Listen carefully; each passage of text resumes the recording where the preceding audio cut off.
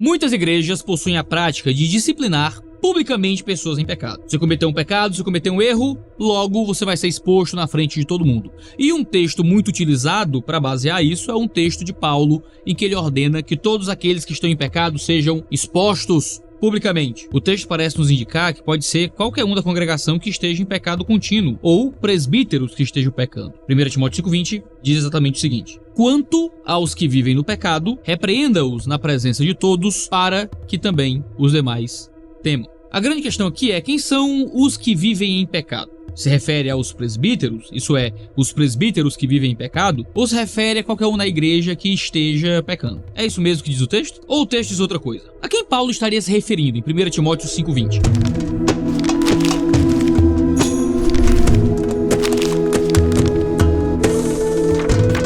Para a gente discutir um pouco essa questão de expor as pessoas publicamente, a gente tem que olhar um pouco para o grego, do que significa os que vivem em pecado. Os que vivem em pecado, aqui no grego, é uma palavra só, amartanontas. Amarta é uma palavra que você conhece aí um pouco de grego bíblico, você sabe que está ligado à palavra pecado. Você deve lembrar de hamartia. Essa palavra aparece aqui como um particípio precedido pelo artigo tous. Segundo os comentaristas, se um particípio é precedido por um artigo, ele é adjetival, ou seja, funciona como um modificador atributivo, passa a significar uma atribuição, algo que caracteriza aquele indivíduo. Ou então como um substantivo, como a própria forma de descrever aquele personagem. A gente sabe que vai ter uma função de adjetivo se ele tem uma relação com outro nome, no mesmo caso, gênero e número. Então eu tenho aqui um substantivo, tenho pessoa, e então quando o particípio aparece ali do lado, você está adjetivando. Ou ele pode aparecer sozinho, sem modificar nenhum outro nominal, e aí ele seria por si só um substantivo. Algumas pessoas olham para esse texto e muito claramente já atribuem ele aos presbíteros. Ora,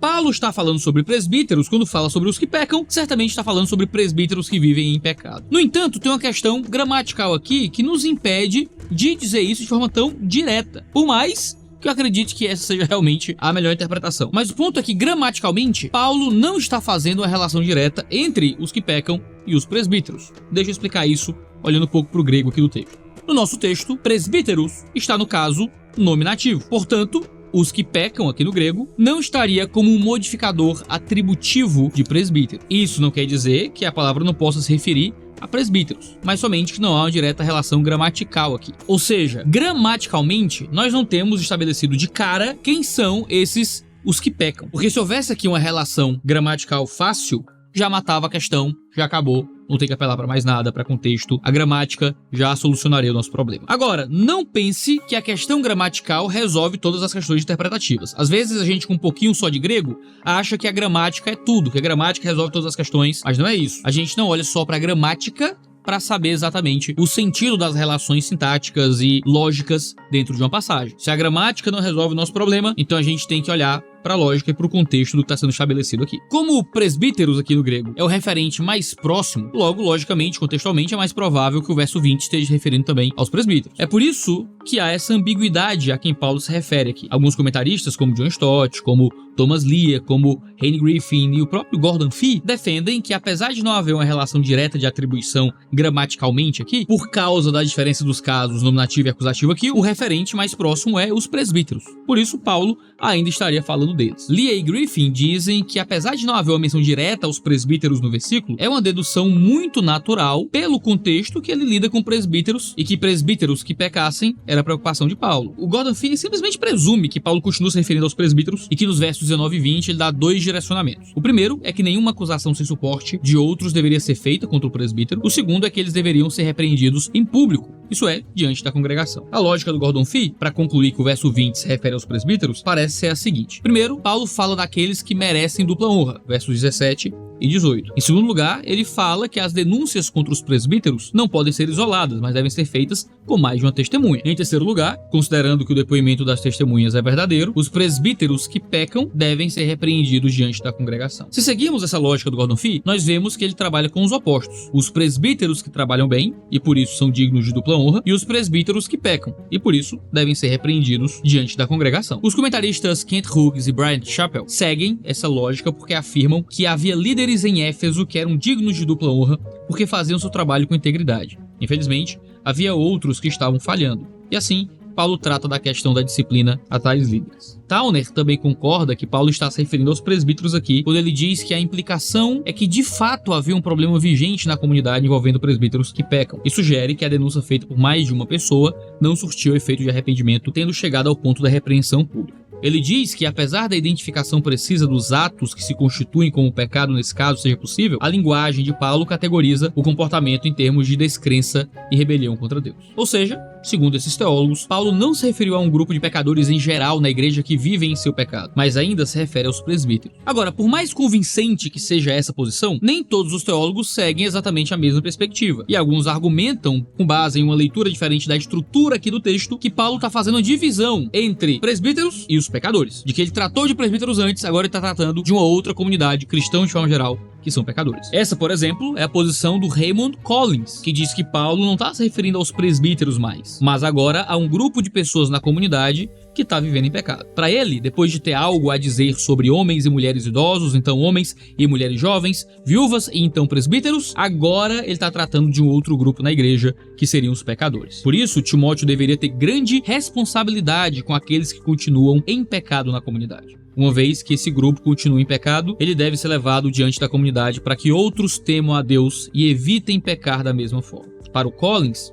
tão grande é o peso do pecado que ele convoca o Pai, Cristo e os anjos para que o julgamento seja feito sem parcialidade ou discriminação, e que Timóteo não deveria ter pressa em impor a mão sobre alguém. Impor a mão aqui significaria pelo menos duas coisas, ou a ordenação de presbíteros ou a readmissão de pecadores. O Collins mostra que o gesto simboliza uma transferência de poder como parte de um ritual de ordenação. No Novo Testamento, o gesto pode simbolizar cura, bênçãos, confirmação com o dom do Espírito Santo, ou mesmo comissionamento para alguma função na igreja. Assim, ele vai dizer que os argumentos em favor da imposição de mãos como um ritual de comissionamento é o fato dessa perícope tratar do direito dos presbíteros. Aqui no caso, Timóteo era o líder da comunidade e ele tinha responsabilidade com esses pecadores arrependidos que receberia imposição de mãos. Ele não deveria impor as mãos precipitadamente para que não participasse dos pecados dos outros. A imposição de mãos aqui, então, seria um simbolismo de perdão e reconciliação similar à imposição de mãos ou batismo. Ele vai dizer que no mundo judaico, doença era geralmente vista como punição de Deus.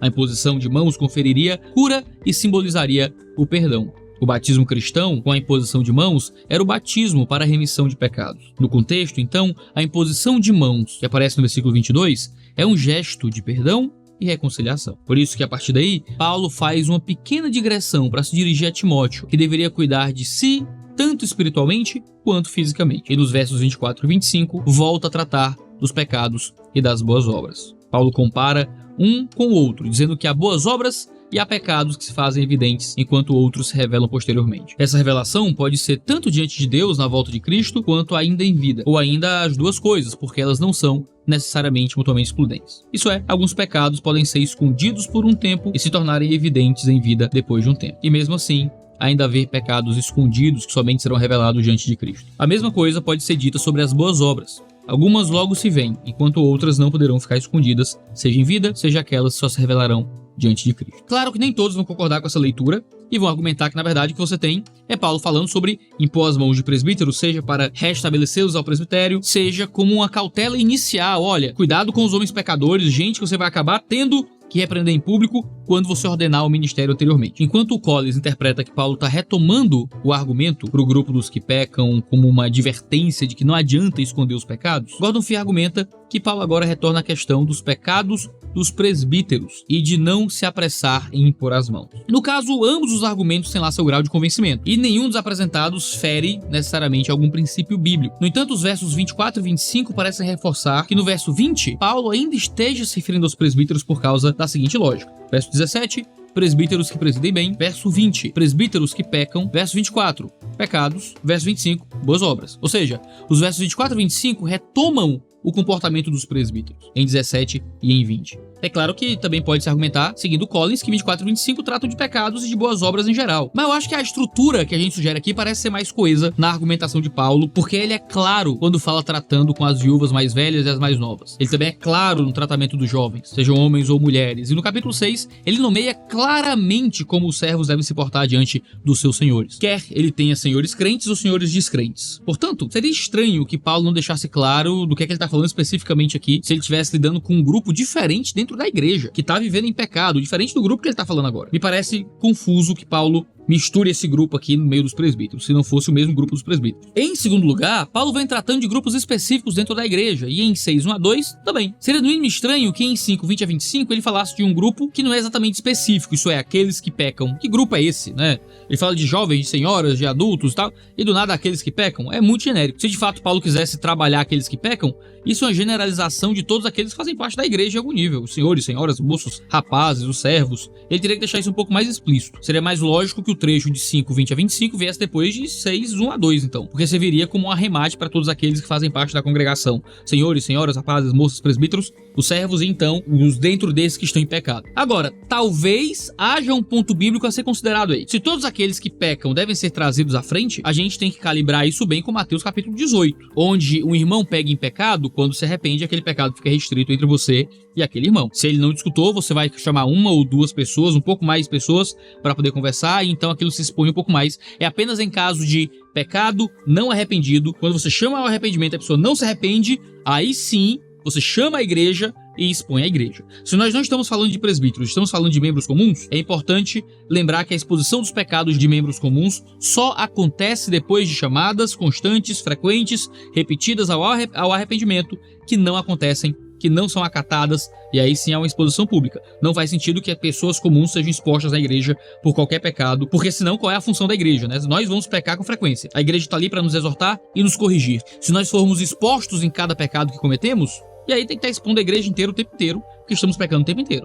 O que é exposto é o pecado não arrependido, depois de constantes chamados ao arrependimento. Então, se você vai ler 1 Timóteo aqui como falando de cristãos comuns, você tem que calibrar isso com Mateus 18. São cristãos comuns, mas em que momento do chamado arrependimento? É apenas depois de serem chamados constantemente para largarem o seu pecado. Porque senão a gente vai criar um ambiente totalmente abusivo nas nossas comunidades, expondo pessoas o tempo inteiro sem nenhuma necessidade. Agora, se você interpreta como falando de presbíteros, a gente tem uma coisa um pouco diferente, onde o pecado dos presbíteros, quando é um pecado que realmente lhe desqualifica para o presbitério ou um pecado não arrependido, isso certamente tem que ser exposto. O que é a cultura contrária ao que a gente encontra em muitas igrejas por aí, onde pastores têm outras famílias, têm outros filhos, adulteram, roubam.